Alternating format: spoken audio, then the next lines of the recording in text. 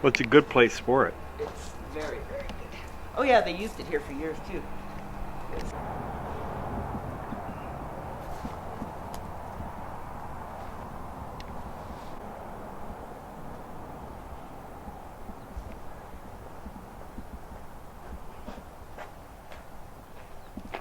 This was the first fire truck they had here in Clinton.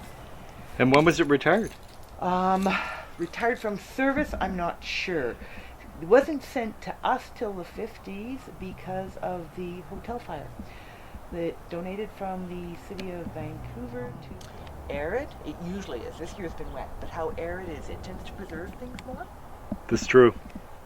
So we do have slower. Our young lady there, if we're lucky, we will get a blacksmith in. We've got a new forge coming, and we'd like to have this in writing. Exactly. That's funny. Yeah, because the amount of inductees from this region is quite high. We have the old school, because this was a school building. So we have some of them, and they have graffiti in there, and you see this little shot, and then back here in the 1890s, it shows actually how isolated the school was. There were not buildings on either side of it. There is the school building right there. So from the Pig and Whistle, which was a little bar up in a barn, basically where the high school That's now very is. British. It was always a jury that made the decision, not him. But he once stood up and held a tirade about this one individual that was supposed to, and he threw the chair over and it broke.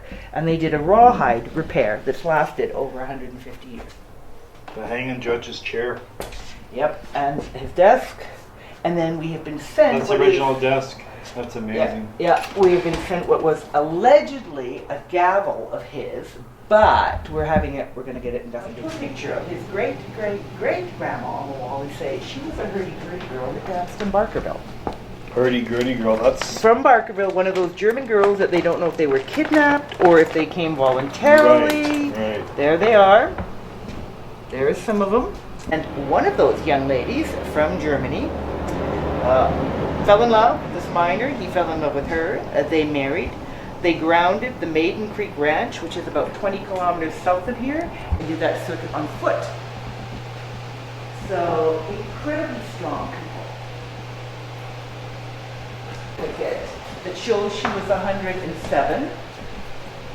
The reason she might actually be older was the churches kept the record. And when you were baptized, i.e. on priest day, and whichever day of the year the priest came, you'd have about 30 kids that were baptized, and they were all given the same birth date because that was when you were born again in Christ. Right. And so that was so it became very convoluted. And right, so you could have been 2 or 3 years old already when you were being baptized. Well, maybe that's a good thing, though. Yeah, really. Yeah. But, so that's her there, Josephine. And so, Miller family, we have a little girl that came in from school saying, that's my great-great-uncle, Gavin Miller. Yes, her daddy's name is Gavin Miller as well.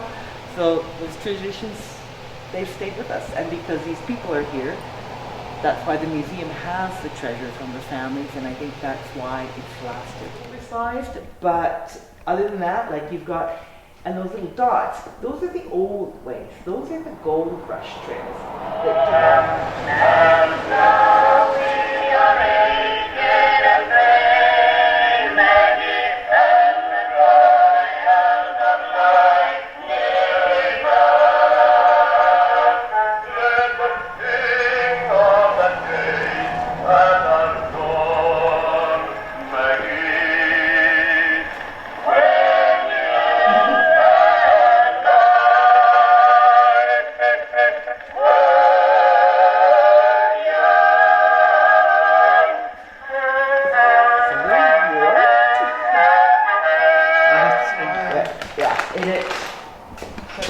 Off. So in the store you would measure the amount of coffee, weigh it, put the beans in there, and then you would adjust the grind.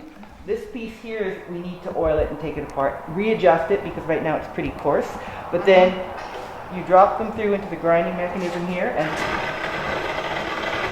that's how I have my coffee every day. Wow. Fresh ground. Yeah.